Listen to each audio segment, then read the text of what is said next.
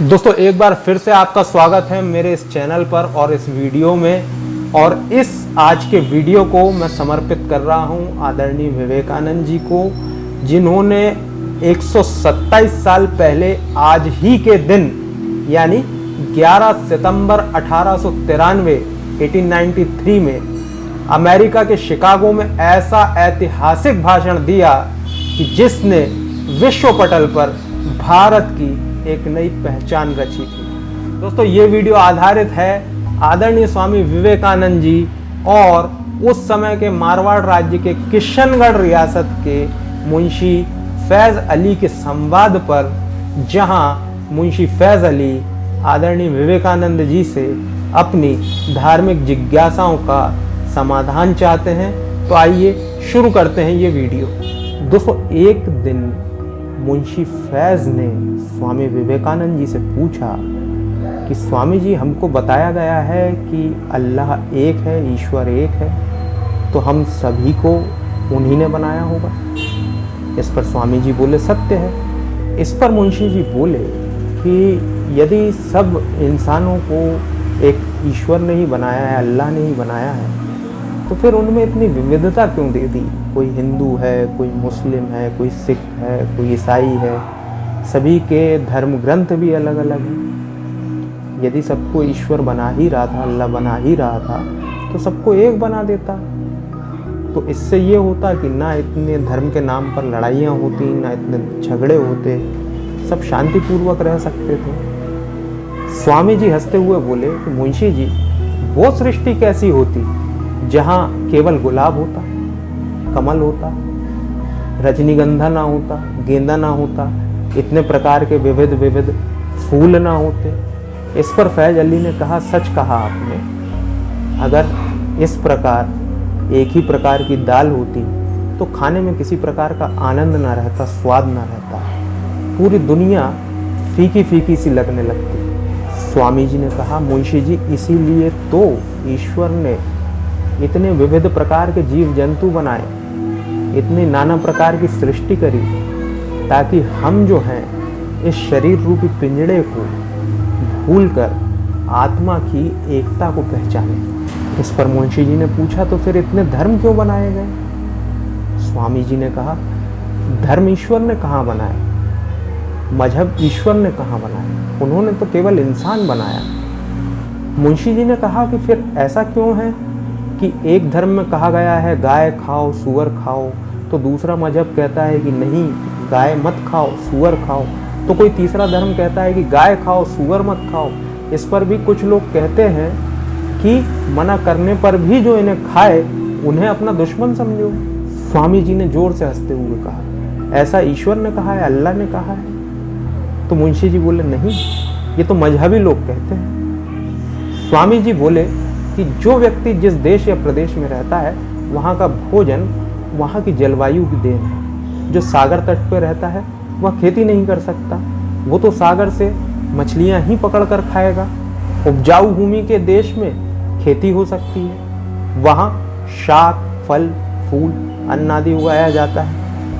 इसीलिए वहाँ गाय और बैल उपयोगी जानवर माने जाते हैं। उन्होंने गाय को अपनी माता माना, धरती को अपनी माता माना, नदियों को अपनी माता माना, क्योंकि ये सब उसका माता की तरह ही पालन पोषण करते हैं।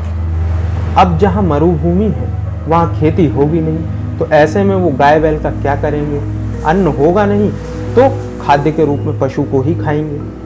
तिब्बत में कोई शाकाहारी कैसे हो सकता है? अरब देशों में भी यही स्थिति है।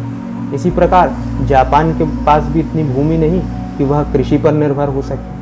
स्वामी जी फैज अली की तरफ मुखातिब होते हुए बोले कि हिंदुओं में ये कहा जाता है कि मंदिर जाने से पहले या पूजा करने से पहले नहाया जाना चाहिए।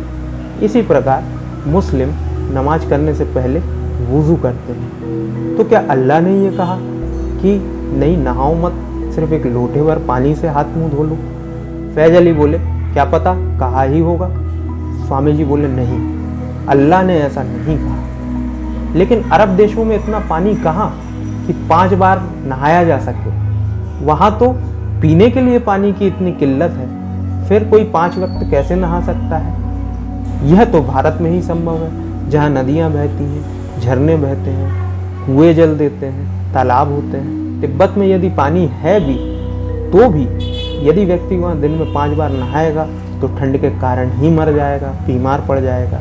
ये सब व्यवस्था प्रकृति ने मनुष्यों को समझाने के लिए की है। स्वामी विवेकानंद जी ने कहा कि मनुष्य की मृत्यु होती है, इसीलिए उसका अंतिम संस्कार करना होता है। अरब देशों में वृक्ष नहीं होते, रेत होती है, इसीलिए वहाँ मृतिका समाधि का प्रचलन हुआ, जिसे आप दफनाना कहते हैं। भारत में वृक्ष बड़ी संख्या में थे, लकड़ी भी पर्याप्त थी, इसीलिए यहाँ अग्नि संस्कार का प्रचलन हुआ। इस प्रकार जिस देश में जो सुविधा होती है वहाँ वही प्रचलित हो जाता है। वहाँ जो मजहब पनपा उसे उसने अपने दर्शन से जोड़ लिया। इस पर फैज अली विस्मित होकर बोले, तो स्वामी जी, इसका मतलब व्यक्ति का अंतिम संस्कार मजहब के अनुसार नहीं बल्कि देश और प्रदेश के अनुसार होना चाहिए। स्वामी जी बोले, हाँ यही उचित है, लेकिन अब लोगों ने उसे धर्म से जोड़ दिया है। मुसलमान यह मानता है कि कयामत के दिन उसका शरीर फिर से जी उठेगा, इसलिए वह अपने शरीर को नष्ट नहीं करना चाहता। या वहीं हिंदू धर्म में ये मान्यता है कि शरीर नष्ट होगा तब आत्मा दूसरा शरीर धारण करेगी, इसलिए हिंदुओं को अपने शरीर से मोह नहीं होता, वो उसे अग्नि के हवाले कर देते हैं। इस पर फैज अली ने पूछा कि यदि एक मुसलमान के शरीर को जलाया जाए या हिंदू के शरीर को दफनाया जाए तो क्या प्रभु नाराज नहीं होंगे? स्वामी जी ने कहा, प्रकृति के नियम ही ईश्वर का आदेश है। वैसे प्रभु कभी रुष्ट नहीं होते, क्योंकि वे करुणा के सागर हैं, प्रेम के सागर हैं। फैज अली ने पूछा, हमें उनसे डरना नहीं चाहिए? तो स्वामी जी ने कहा, नहीं, हमें तो उनसे प्रेम करना चाहिए। वो तो पिता समान है, दया के सागर हैं, उन्होंने ही हमारी रचना करी है, तो फिर ऐसे में उनसे क्या डरना? डरते तो हम उनसे हैं जिनसे हम प्रेम नहीं करते।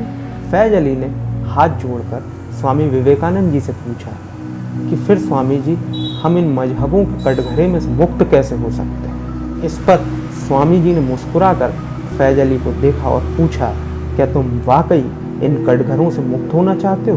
फैज अली ने स्वीकार करने की स्थिति में अपना सर हिला दिया। स्वामी जी ने आगे समझाते हुए कहा कि तुम किसी फल की दुकान पर जाओ, वहाँ आम, अंगूर, केला, नारियल, पपीता आदि बहुत से फल रखे होते हैं, लेकिन फिर भी वह दुकान तो फल की दुकान ही कहलाती है। हाँ, वहाँ अलग अलग प्रकार के फल जरूर रखे होते हैं। फैज अली ने अपना सर हाँ में हिला दिया। स्वामी विवेकानंद जी ने आगे कहा कि फिर तुम इस अंश से उस अंशी की तरफ यात्रा करो, फिर तुम्हें सारे रूप परमात्मा के रूप ही नजर आएंगे। फैज अली अविरल आश्चर्य से स्वामी विवेकानंद जी की तरफ देखते रहे और बोले कि स्वामी जी, फिर आम मनुष्य यह चीज क्यों नहीं समझ पाता? स्वामी विवेकानंद जी ने शांत स्वर में कहा कि मित्र, प्रभु की माया को कोई नहीं समझ सकता। सभी धर्मों का गंतव्य स्थान एक है। जिस प्रकार विभिन्न प्रकार की नदियाँ अलग अलग हिस्सों में बहकर अंत में समुद्र से जा मिलती हैं, उसी प्रकार जितने भी मतांतर हैं, धर्म हैं, उनका गंतव्य स्थान एक है, परमात्मा एक है।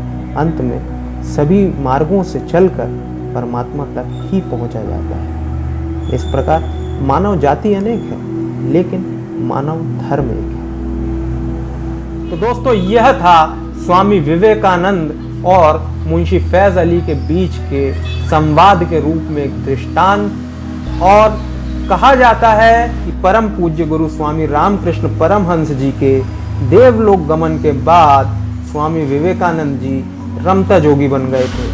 अगले 5 वर्ष कहाँ रहे किसी को नहीं पता, लेकिन the life of Swami Vivekananda by eastern and western disciples और स्वामी विवेकानंद और राजस्थान नामक पुस्तकों में इस बात का उल्लेख मिलता है कि इस दौरान वे राजस्थान और उस समय के मारवाड़ के माउंट आबू आए थे, जहां वे नक्की झील के ऊपर एकांत में बनी चंपा नामक गुफा में साधना और योग अभ्यास करते थे।